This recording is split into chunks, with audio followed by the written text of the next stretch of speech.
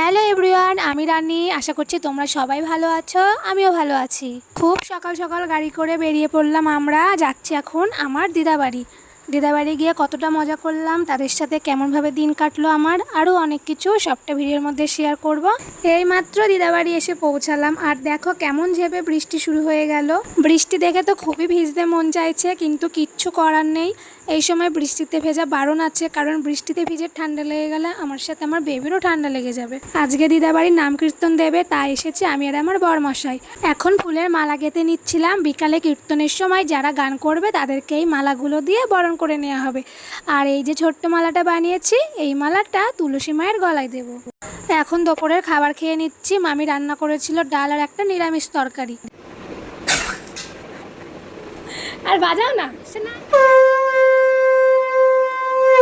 আমি খুব ভালো শঙ্খ বাজাতে পারি না, বরমশাই দেখো কত সুন্দর করে শঙ্খ বাজাচ্ছিল।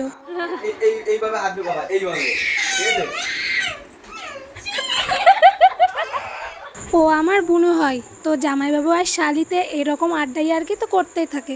এরকম মজা করতে বেশ ভালোই লাগে। এই পাঁপড়গুলো ছোটোবেলায় খুব খেতাম। আলাপ করিয়ে দিই আমাদের ছোট্ট মেম্বারের সাথে। মামার ছেলে সম্পর্কে আমার ভাই হয়। কতটা কিউট, তাই না? ওই যে বললাম বিকালে কীর্তন হবে, তারই তোড়জোড় চলছে। সব রকম তরকারি কেটে নেওয়া হয়ে গেছে, এখন ধোয়াধুয়ির প্রসেস চলছে। ভালো করে পরিষ্কার করে নিচ্ছে কেটে রাখা সবজিগুলো। আর এইদিকে রান্নাও বসিয়ে দিয়েছে।